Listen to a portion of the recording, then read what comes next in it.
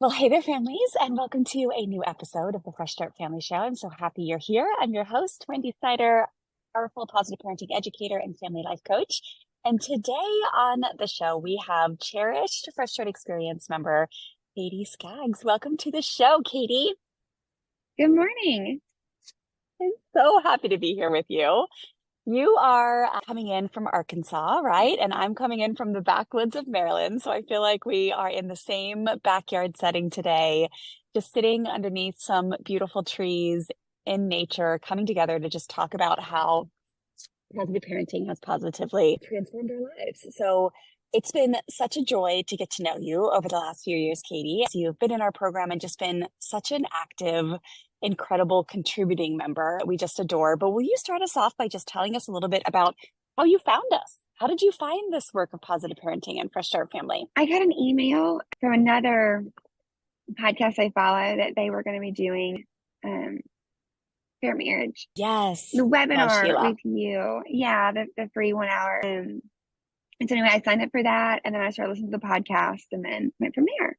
Yes, I love it. yes, And remind the listeners so they can get to know you a little bit. How many yeah. kids do you have? And we already said you guys live in Arkansas, but how many kiddos do you have? So we have two little girls, a 5-year-old and a 2-year-old. They're a blast. Nice. Five and Yes, two. As they say, yeah, you're in the thick of it. yes. What everybody tells me. Yeah, that is the thick of it. And man, now that mine are almost 14 and 17, there are just so many moments where I'm like, oh my gosh, what I would give to have those little chubby arms and wrist back in my hands for just one day, just little bodies that you could just throw on your hip and snuggle and all the things. So that's a fun season, but I know Yes. it's a lot. So will you just maybe share, Katie, what were the pain points that you were kind of feeling as a mom, as a family, before you found Fresh Start Family, or that made you like perk up when you heard Sheila and I talking about this free workshop that we were going to be teaching? What was going on that you were like, oh, this feels tough, and maybe getting some support would be a great idea? Okay, so we had my littlest was about 6 months, 6, 7 months. And then my oldest had just turned 3. And my 3-year-old was just, we were in that power surge. And I had always known how I didn't want to parent. And, the first year and a half or 2 years of life, I was like, man, we got this. I'm doing this. And then, whew, that little personality came out. And my husband, I'm from Missouri. And so my husband always jokes that our girls have show me state DNA in them because, they're not. Mm.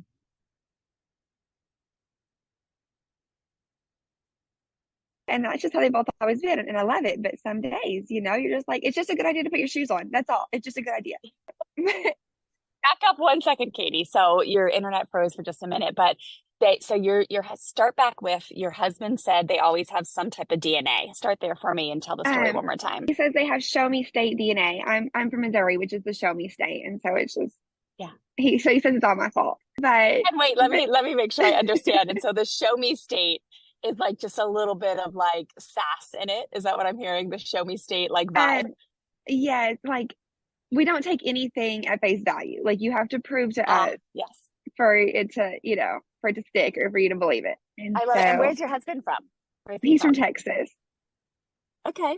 All right, cool. So Texas has got a little show me in them too. they've I got mean, their come whole on. other like attitude. Yes, yes, they do. They're their own thing for sure. but Nice. um, but yeah, it just felt this is it just felt out of control with my 3-year-old,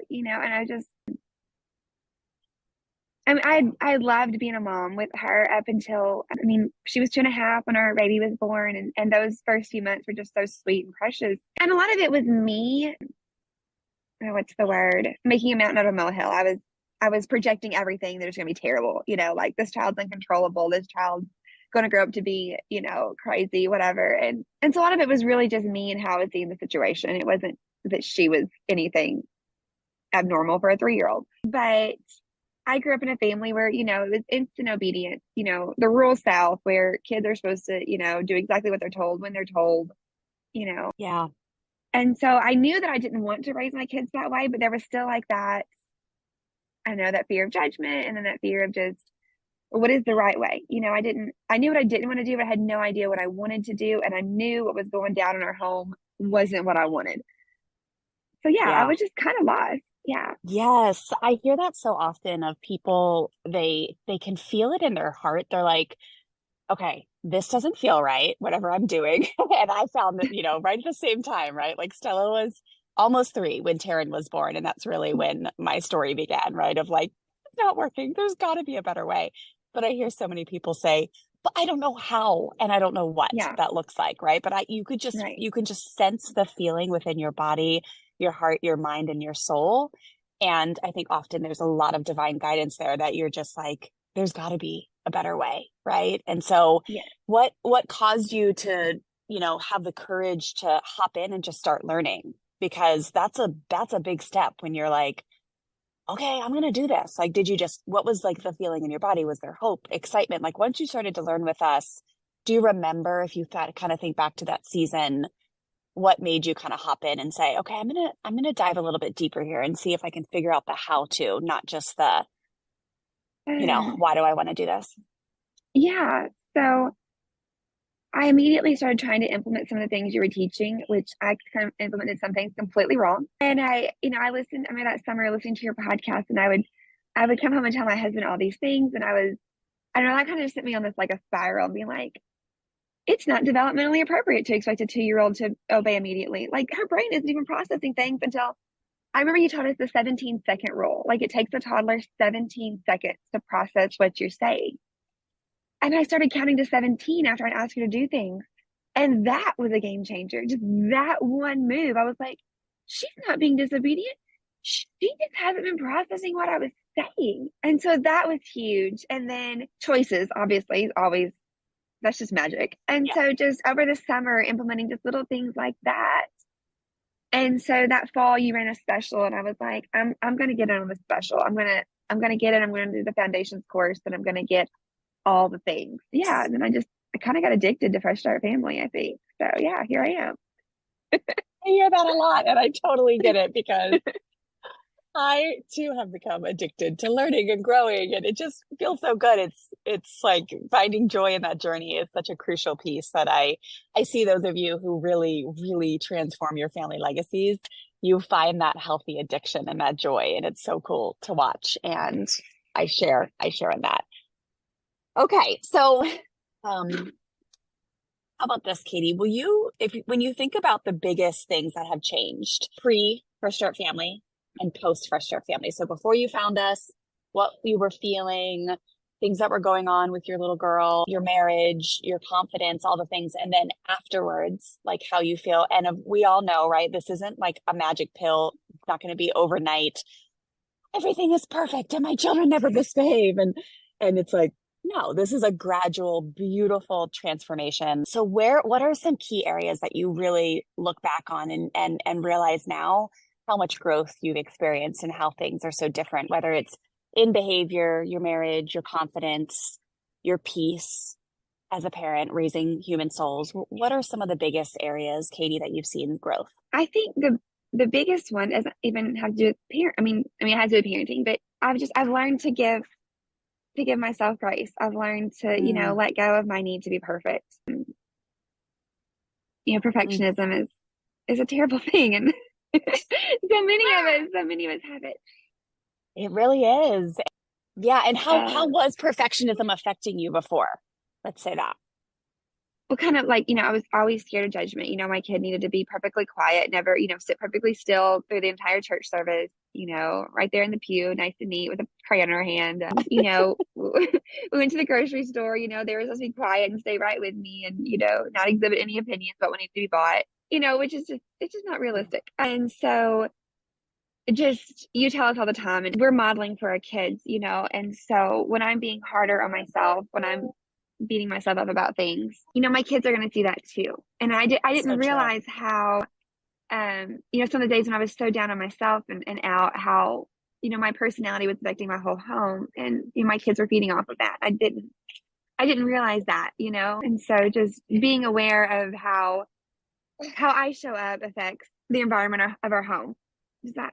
Does that make sense? Does. It's so Um, beautiful. And I mean, and it makes sense, right? I think bringing in that compassion piece to give ourselves the grace that we just a lot of us didn't have, right? Growing up, like when you made a mistake or when you were imperfect, there was there was going to be a message of like, why can't you just be better? Why can't you just get this right? And so it makes so just much stop. sense why Yeah, it takes us a while to change that inner critic into like the inner cheerleader, which we know has been proven to actually get us the change we want to see. But man, what a journey, right? Like what a yeah, journey. I'm visiting my childhood home this week. And, oh my gosh, I love my parents so much. And it is just so apparent why I was so hard on myself for so many years and what I right, made my children's misbehavior mean about me, right? Like right, it wasn't just about the misbehavior. It was about the judgment of what it means if my kids are imperfect in the grocery store aisle or fighting in the farmer's field, like whatever it is. So I so relate to right. that. Yeah, and Um, it's just been such a joy to watch you develop that compassionate inner critic, right? Which I know is so in line with your faith and my faith that compassion is a huge piece of how we want to live.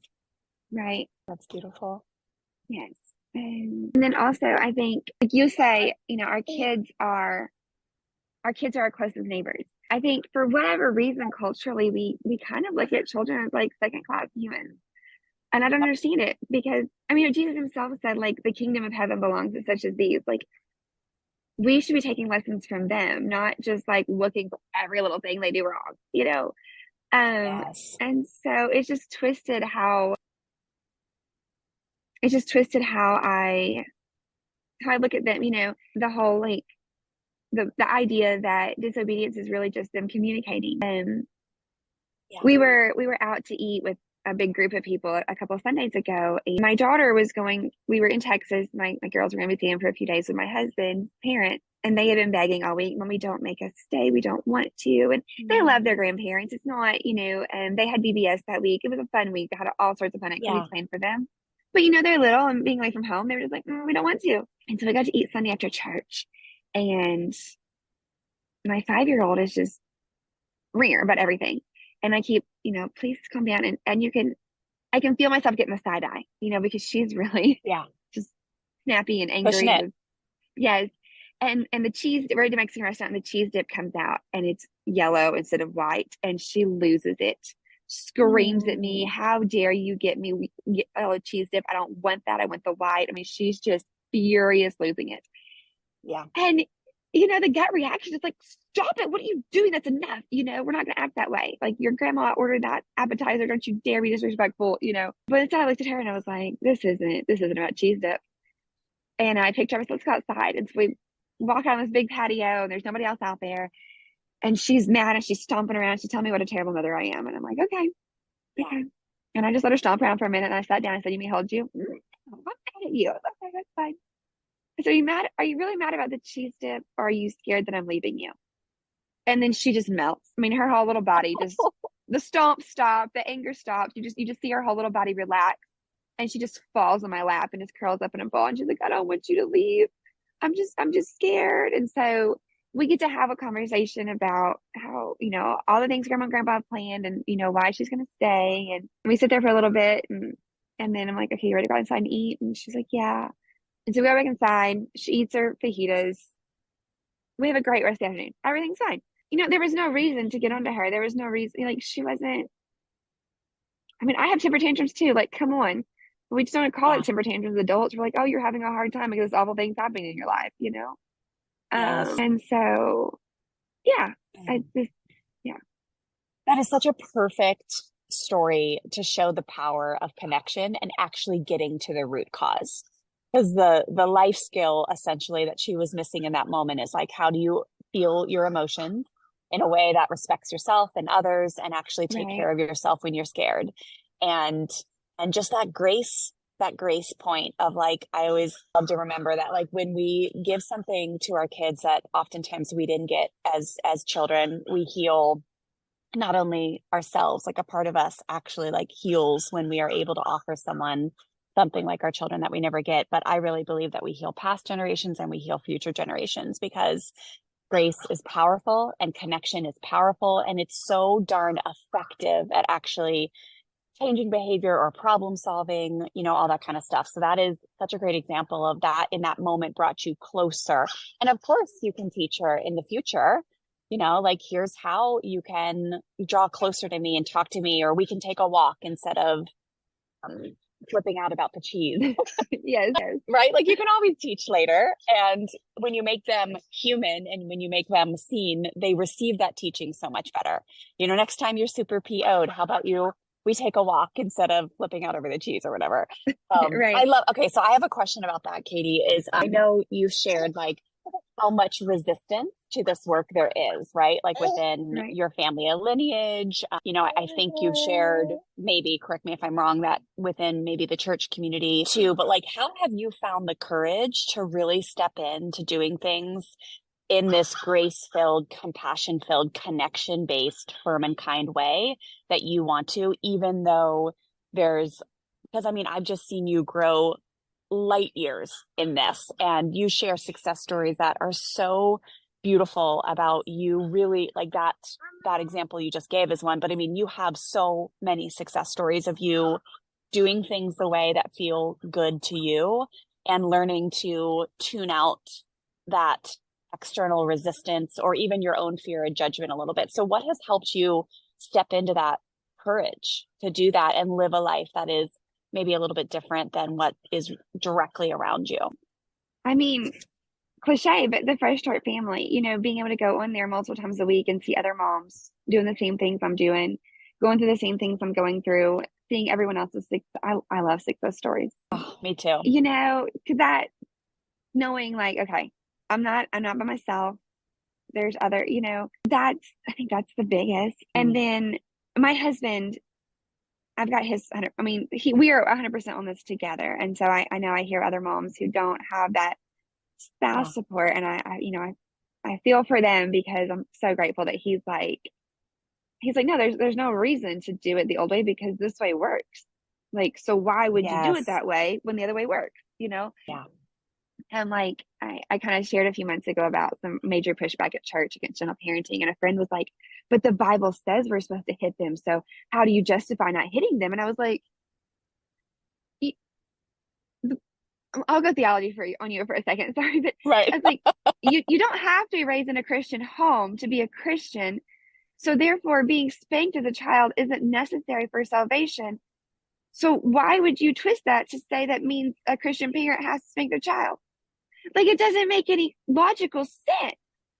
Uh, but also I've got to use Fresh Start, tools sometimes, like when I've had other kids or friends' kids or at the Nice. park Yeah. sometimes. And so when you can, or one day I had a friend, a really good friend, and I had her little boy, and he's super strong-willed. He's the kid you give him 10 choices and he needs number 11 before he's going to comply, Yes. And Those kids I are got, so fun to practice on when you're oh, alone. When you're with other people, you're like, oh gosh, they're watching me. Is my tool we're going to never work? going But to when get you're there. alone, I find that it's so fun because you're like, okay, not my kid. I'm not as triggered, but I'm just going to try some of this stuff. But Okay. so Yeah. I was getting to tell her the story of what I'd done afterwards, and not in like I used this parenting tool on your kid, but in a like, this was Right. so funny. Here's what here's the conversation me and him had, ha ha, and like you just see the light bulb turning in her head, like, oh, that worked, wow, Yes. and so it's such a good feeling to be like, I hope to be like, maybe I'm just slowly influencing other families. And my husband has a good friend, and their kids are older than ours. And I remember him saying it about a year and a half ago in men's class. They were talking about discipline and punishment and going around the room, like, what do y'all do? And we got to Jamaica. And he's like, spanking doesn't work on Janie. Lily's never been spanked, but when Janie he was like, it was almost like a transaction for her. Like, how much can I get away with before I get spanked? Like, Yep. what's worth it? And he's like, it just doesn't, it was pointless. And this friend who we love, and we love their kids and have great kids. And he said, well, the first time you gotta get it hard enough that you get your bluff in on them. And oh, that just made my gut turn. I get that same physical reaction now when I hear the stories. And really it's like the heartbreak too, right? It's like Yeah. you get the physical reaction of just thinking about the child, but then to think about the heartbreak of the person who's been so conditioned to be trained on how to hit and harm their child most, like finely tune the practice, right? Like it just, there's a combination of emotions that I think flood your body. And you know that like in this work, we do so much embodiment work of like listening to our bodies, but it's such another way where you have the signal or the sign of, oh, something's off here. Like my body is literally, the stomach is dropping, it's tightening, it's constricting. You can almost feel the fear, the scared, the sad, the anger, the hurt, like all of it just combines to be like, wow, this is definitely not the thing for me. And many of us like we actually do it a few times to feel that. I mean, thank God, or our children are going to have great tools like we have here at Fresh Start Family and be so normalized to therapy, right? Like all of our kids are going to have marks when they grow up, emotionally or physically. You can't get away out of parenting without leaving an air quotes mark on your kid, right? But it's just so beautiful that many of us who step into to stepping out of that, because I know you have shared, it's been a few years, like you celebrated, I think, I don't know, 2 years or something recently where you were like, we have Yeah. completely switched into compassionate discipline. And not only have we not hurt and harmed our kids, but it's working. Like that's what so I love about your story and so many of the stories, that you said, Katie, like we now have thousands of success stories that are filled with pages like you and your amazing rad dad husband, where it's like, it's not only feeling in line with your heart to discipline in this different way that doesn't require you to hurt and harm and humiliate your kiddo, but it also is actually working to teach the life skills. And you are so good at dropping in success stories that are like, just the power of the effectiveness is what I love. Like the discipline is working. And I know that's what so many people want to know. They're like, yeah, but does it actually work? And a lot of times it's like it may appear to be working when you do like kind of the old school punishment way, but it's like you might get 30 minutes, you might get a day, and then the next day they're back to like smacking their sister or breaking out.